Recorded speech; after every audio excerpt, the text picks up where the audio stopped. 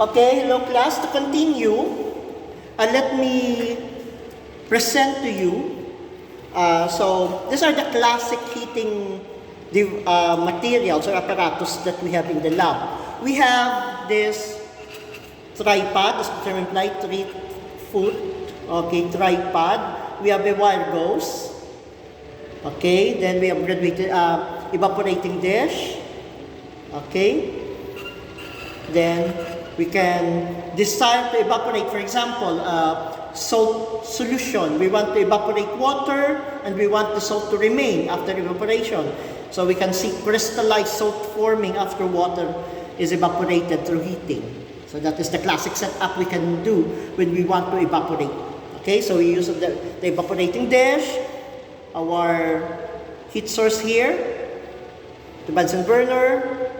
We use this to protect, to gauge, at the same time to hold our evaporating dish. The wire gauze and the tripod. Okay. Now, we can also do this setup. We call this the clay triangle.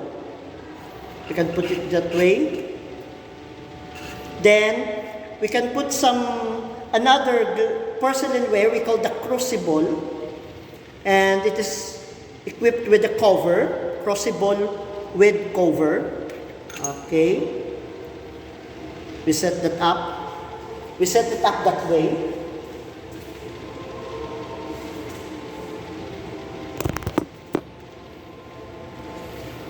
Oh, sorry.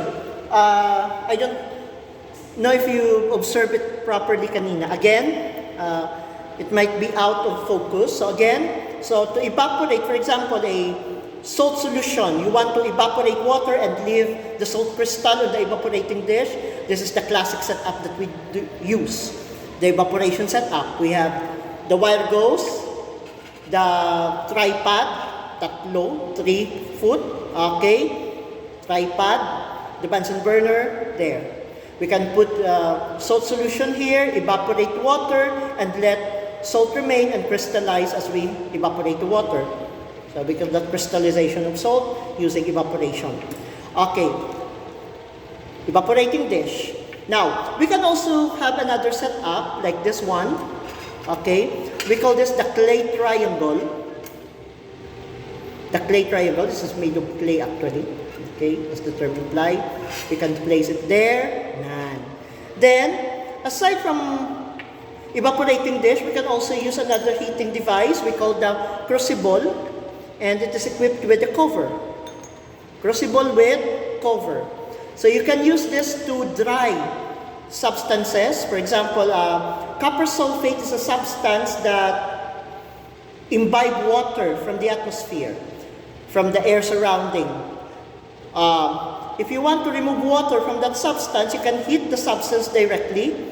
Put that in this crucible, place it here, cover it, then let the heating continue until such time all the moisture is removed from the substance, and you will see an interesting result. From blue-colored substance, as it dries up, it turns white.